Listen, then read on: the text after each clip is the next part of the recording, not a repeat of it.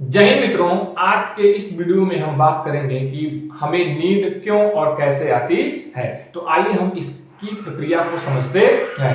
जो नींद यानी जो स्लीप होता है इसको दो स्टेज में बांटा गया है। पहला होता है नॉन REM स्लीप स्टेज और दूसरा होता है REM स्लीप स्टेज। तो हम इसे समझते हैं कि ये स्टेज क्या होते हैं। आइए देखते हैं इसे। हम स्लीप जो होता है इसे दो स्टेज में बांटा गया है। पहला होता है नॉन REM स्लीप स्टेज। इसमें क्या होता है कि इसमें व्यक्ति को सपने नहीं आते हैं। और REM स्लीप स्टेज का मतलब होता है कि इसमें व्यक्ति को सपने आते हैं। इसमें जो है आदमी सपना नहीं देखता है और इस स्टेज में आदमी सपना देखता है। तो ये दो स्टेज होते हैं। तो हम सबसे पहले समझते हैं कि नॉन REM स्लीप क्या होता है, ठीक है, जिसमें सपने नहीं आते हैं।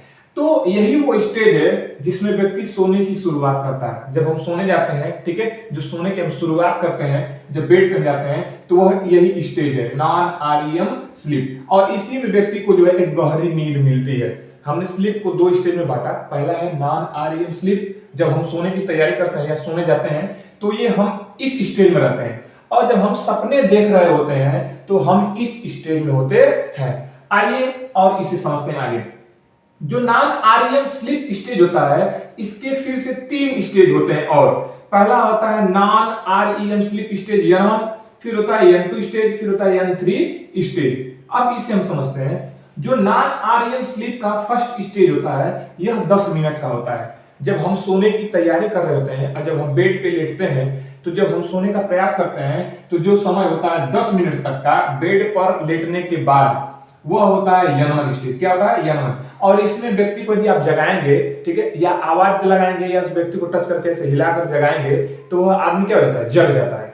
तो वह इस स्टेज में होता है व्यक्ति। और इस स्टेज में हम व्यक्ति को उठा सकते हैं, उसको जगा सकते हैं।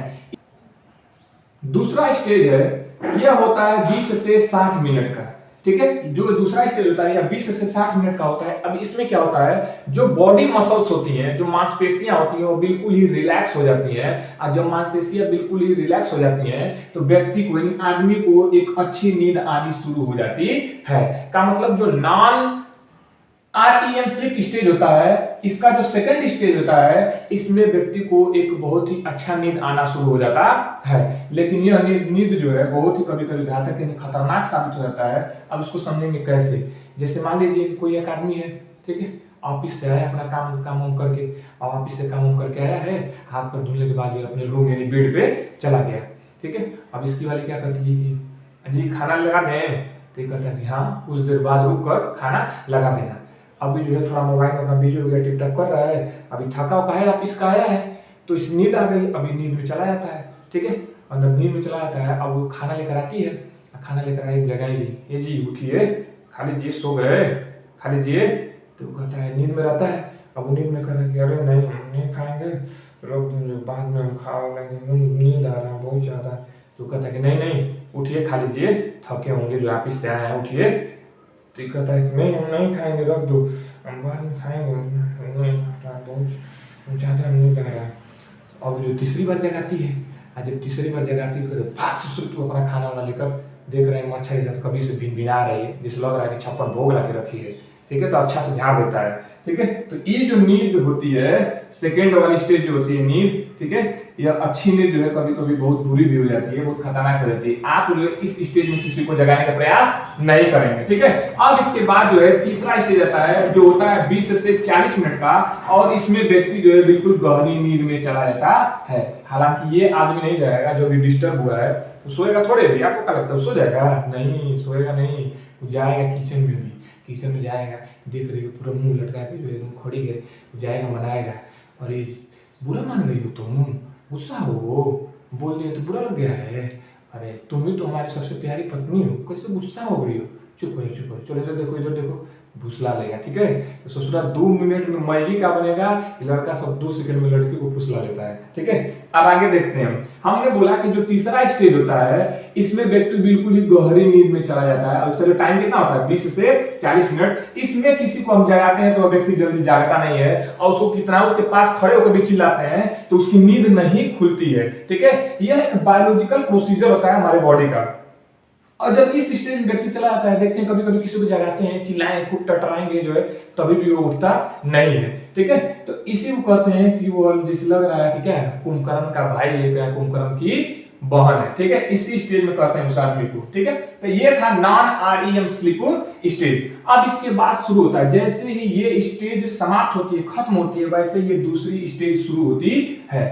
इसे हम बोलते हैं क्या, आरईएम स्लीप स्टेज। इसमें व्यक्ति को ड्रीम यानी स्वप्न आते हैं, वो स्वप्न आता है उसे। ठीक है, वो स्वप्न देखता है और इसमें आई मूवमेंट होता है। ध्यान देंगे, ये जो नॉन आरईएम स्लीप स्टेज होता है, इसमें आई मूवमेंट नहीं होता है, लेकिन जब व्यक्ति सपना देखता है तो उसकी आंखों में हलचल यानी हरकत होती है। अब ये बोला है कि इसमें बॉडी पैरालिसिस हो जाती है, और बॉडी पैरालिसिस को ही हम स्लीप पैरालिसिस बोलते हैं। पैरालिसिस का मतलब होता है कि हमारे अंगों में कोई भी हरकत यानी हलचल न होना, नो बॉडी मूवमेंट, इसमें कोई भी बॉडी मूवमेंट नहीं होती है। जब व्यक्ति आदमी सपना देखता है तो उसकी बॉडी में कोई हलचल नहीं होती है, केवल आंख जो है क्या करती है, मूवमेंट करती है। फिर जो देखा है कि आरईएम जो स्लीप स्टेज होता है, ये लगभग 10 मिनट तक का होता है, और ये जो चक्र चलता है वो 4 से 5 बार चलता है चक्र। ठीक है, ये जो पूरा जो चक्र चलता है वो 4 से 5 बार रिपीट होता है। ये पूरे चक्र की हम बात कर रहे हैं। ठीक है, नॉन आरईएम स्लीप स्टेज की और आरईएम स्लीप स्टेज, ये जो है टोटल जो है 4 से 5 बार होता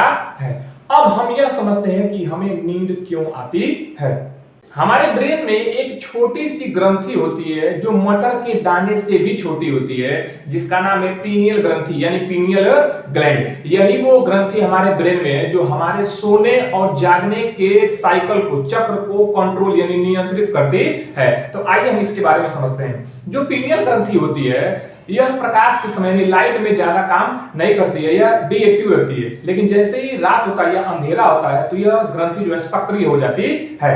अब ये कैसे पता चलता है, तो इसे समझते हैं। हमारी आंखों में फोटो रिसेप्टर्स होते हैं, प्रकाशग्राही तंत्रिकाएं होती हैं। तो ये प्रकाश को, लाइट को जब एब्जॉर्ब करती है, ग्रहण करती है, तो ये लाइट हमारे आंखों से कहा जाता है, नर्व से हमारे ब्रेन में चला जाता है। हमारे ब्रेन में कौन बैठा होता है, हमारी पीनियल ग्रंथि। तो इससे पता चल जाता है कि बाहर के वातावरण में अभी क्या है, प्रकाश यानी रोशनी, लाइट है, इसलिए यह क्या रहती है, डीएक्टिव रहती है।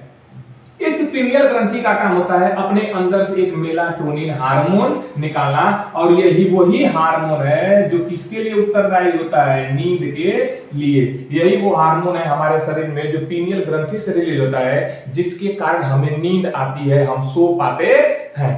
अब हम यह समझते हैं कि यह ग्रंथि कैसे सर्वाइव करती है। यह जो पीनियल ग्रंथि होती है, यह छोटे उम्र में बहुत ही ज्यादा सक्रिय होते हैं। जैसे जैसे उम्र बढ़ती जाती है तो ये पीनियल ग्रंथि जो है डीएक्टिव यानी निष्क्रिय होती जाती है, मतलब पहले से बहुत ही कम काम करती है।